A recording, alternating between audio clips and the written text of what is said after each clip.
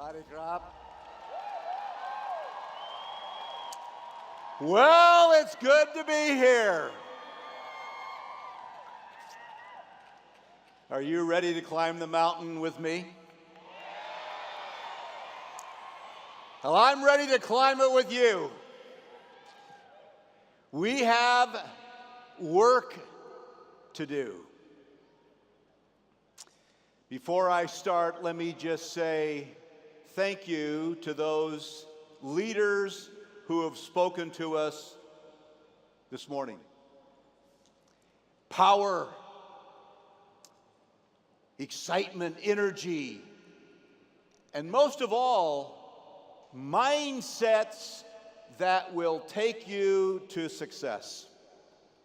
I hope you learned from them, but mostly I hope you felt the power of their mindset. Everyone in this room can be so much more than they currently are. We know this in our minds, but we need to begin to believe it in our hearts. We need to have a vision of who we can be and a vision of what we can do. People have asked me over the last few years many times. They have said, "Stewart, why are you still working? You are so old." Friends my age, they've retired. They say to me, "Why are you still working? You have so much money, you don't need any more money. Why are you working?" So I want to answer that question for you today. Why am I still working? To do that, I need to introduce you to three of my heroes. I want you to meet James Lind. James Lind was a British Navy medical doctor. During the 1700s and before, nearly 70% of every ship's crew on a long voyage would die before the ship returned home. 70%. Nearly 3/4 of all the sailors would die on the voyage. They would die from a disease that produced these kinds of symptoms, and no one knew what caused it. James Lind, as a doctor, was on these ships, and he was puzzled. What is killing all the sailors? And in 1747, he conducted a study. And he discovered that lime juice, lemon juice, what we now know as simple vitamin C, would absolutely make the disease go away. 1747. That was written. And it took 50 years before the British Navy accepted his research and changed the protocols in the Navy. 50 years after that study. Let me introduce you to someone else, a hero of mine. This is Ignaz Semmelweis. In 1846, Ignaz Semmelweis was a young Hungarian doctor, brilliant doctor. In fact, he was so brilliant, he was able to be hired as a doctor in the #1 hospital in Europe, Vienna General Hospital. And there is this young Dr. Semmelweis serving in this world-renowned hospital as the assistant head of the maternity section of the hospital. He was responsible for all of the birthing that came into the hospital, all of the pregnant mothers who came to have their babies delivered in that world-class hospital. Dr. Semmelweis was responsible for them. And he noticed something that was strikingly tragic. In the hospital, there were 2 sections of the maternity part of the hospital. One section was run by midwives, women who had been trained to help other women give birth. The other section was run by the world-class medical doctors of Vienna General Hospital.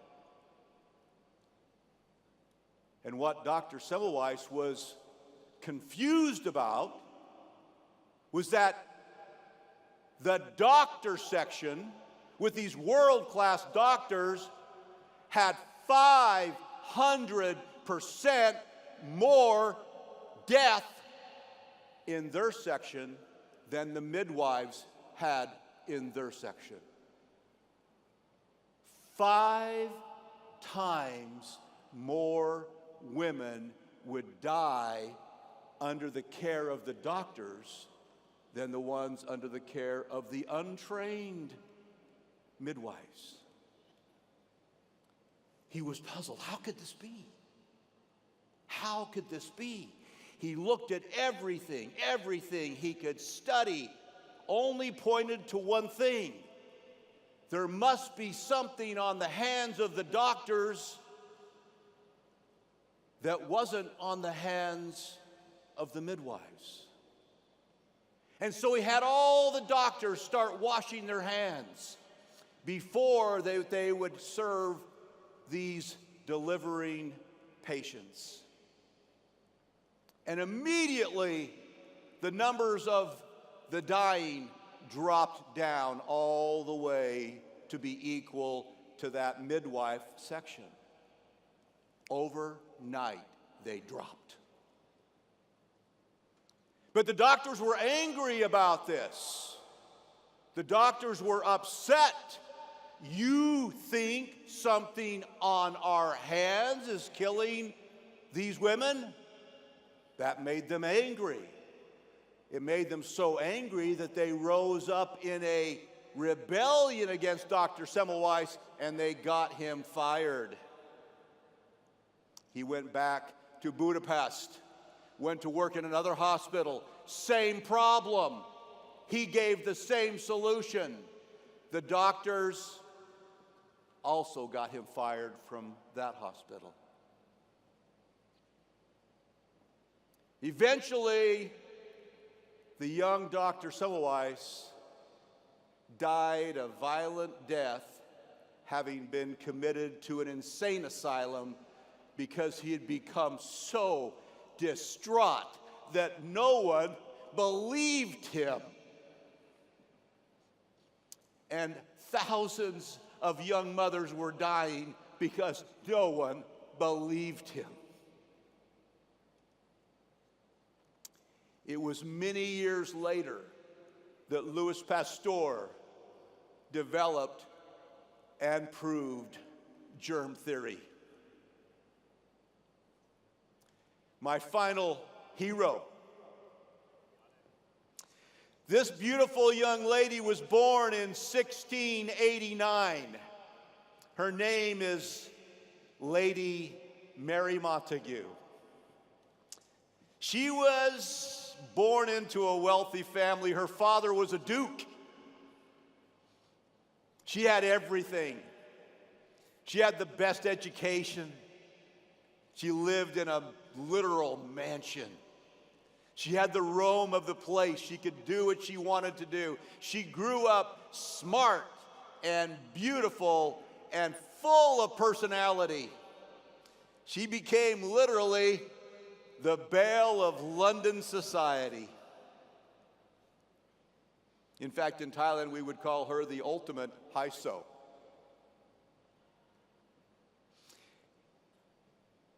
Around this time,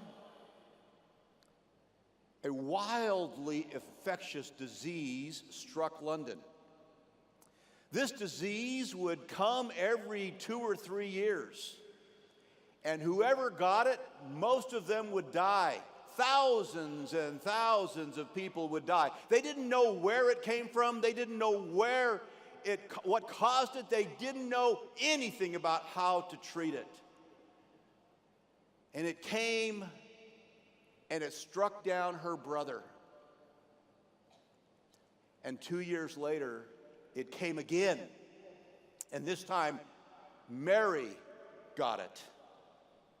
But she lived. She was one of the few that survived it. But she became horribly misfigured because, as you now know, I'm sure, that wildly infectious, tragic disease is what we now call smallpox. Her flawless skin became pockmarked. Her eyebrows were gone. Her eyes were flooded with redness and irritation for the rest of her life. She wore a veil from that time forward for the rest of her life. She had married already. She had a small son. Her husband had been given the assignment to be ambassador to a country we call Turkey now. They went to Istanbul together. Lady Mary, her husband, the ambassador, and their small son. You can imagine that Mary was very worried about this disease coming back and taking her son, taking her husband. And so she became very interested to find that in the country that she was now living, there was no sign of anyone suffering from this disease. All the women, all the men had beautiful skin. She was wondering, how does this happen? What's going on here that doesn't go on back in England? And so she wrote a letter after discovering, and in this letter she tells her friends about this unusual practice that's being done in Turkey. Inoculation. The concept was crazy. I think this may have been the first TikTok, the first social media post. And as she explained it, she found letters coming back to her from her friends in the UK saying, "You're crazy.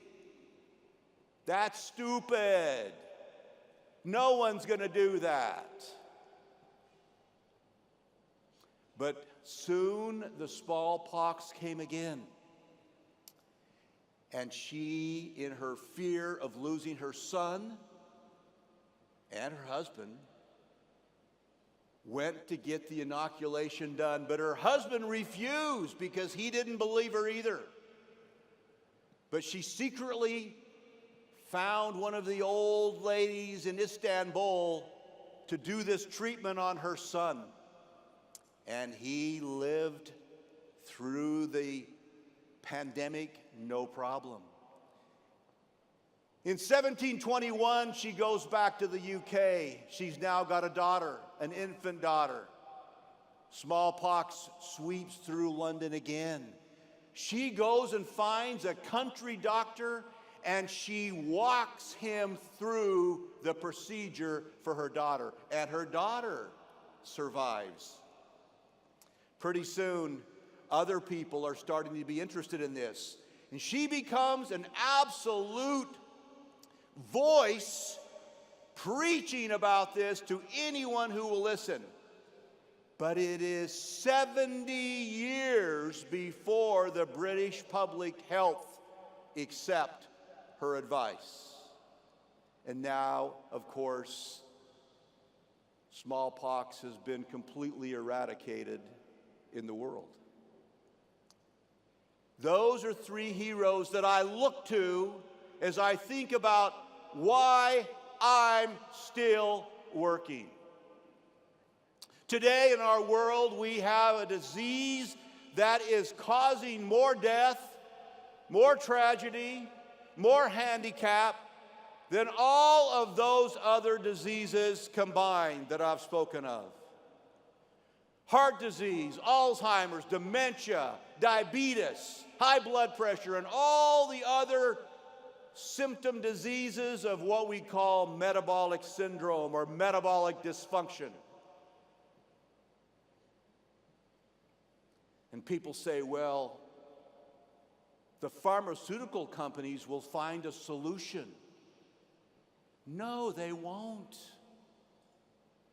They don't even want to. When you allow your health to be driven by pharmaceutical companies, you will never become healthy. For the same reason that nobody believed James Lind, nobody believed Ignaz Semmelweis, and nobody believed Mary Montagu. The status quo is always the power to remain as we were. But we have an opportunity. We have a duty. We have a mission. And I have a vision that we are going to eradicate diabetes from our planet. There is no reason why we can't do it. We have a protocol that has literally reversed diabetes in thousands and thousands and thousands of people around this world. And the fact that others don't believe us just means we are with good company. Because they didn't believe Mary, and they didn't believe Ignaz, and they didn't believe James Lind either. So you remember that you have a mission to do good, to change the world, to be more than just someone chasing money. You want to be someone who actually makes a difference in this world. That's why I'm still doing this.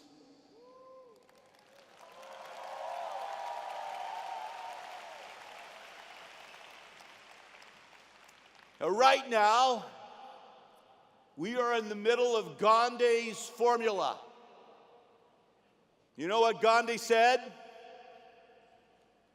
First they ignore you, then they laugh at you, then they fight you, then you win.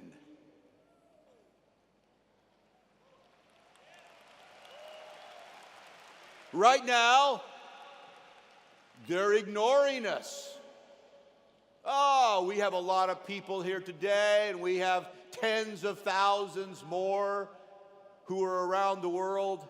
Yes, we're making a little difference. Yes, we're making a little impact, but it's going to grow. It's going to grow. And soon they will begin to mock us and to laugh at us.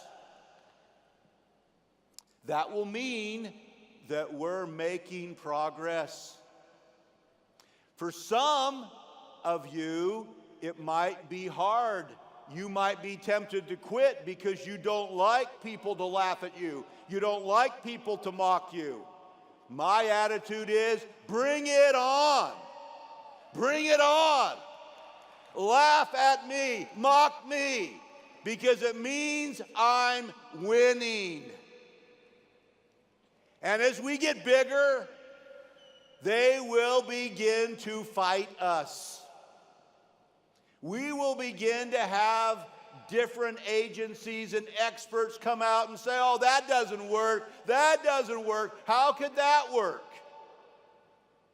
Even while it's working and working and working. What will you do when they start to fight you? What will you do when the experts start to fight you? Will you quit? Will you give up? No, because you're winning. You're winning. And as they're fighting you, it shows that they're afraid of the truth.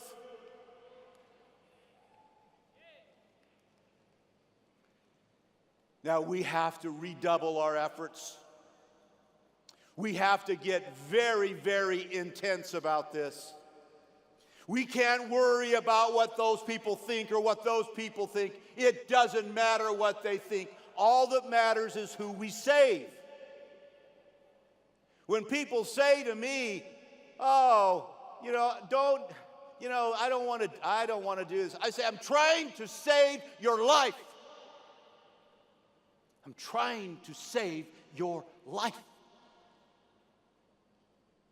Let's get their attention. 75% of the people in North America are overweight or obese. They have metabolic dysfunction. They probably have diabetes. They probably have heart disease. They're probably going to have Alzheimer's or dementia very soon, if not already. We're trying to save your life. People in Japan are tracking North America's numbers. People in Korea are tracking North America's numbers. Europe is even with North America's numbers. The Middle East is actually ahead of North America's numbers. What will you do? What will you do? That's the question. Will you be weak? Will you be shy? Will you be someone that says, oh, I don't want to be rocking the boat. I don't want to have anybody think that I'm doing anything crazy? Or will you be strong? I'm trying to save your life.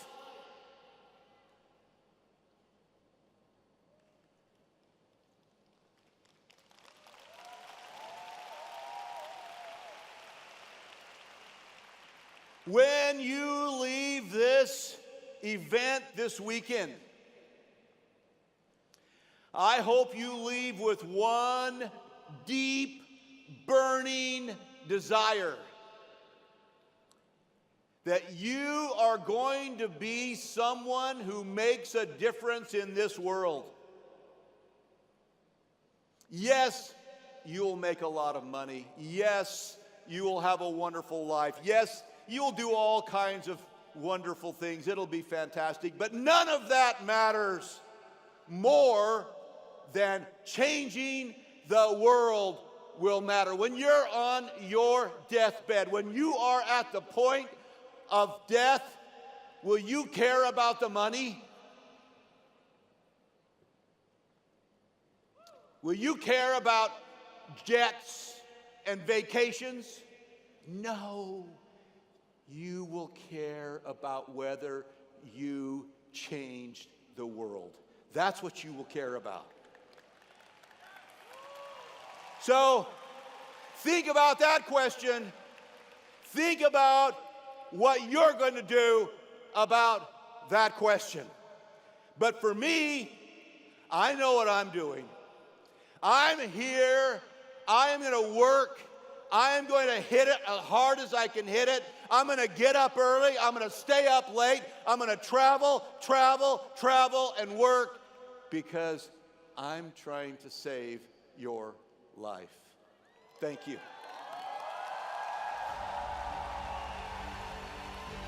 One more big round of applause for Mr. Stewart Hughes.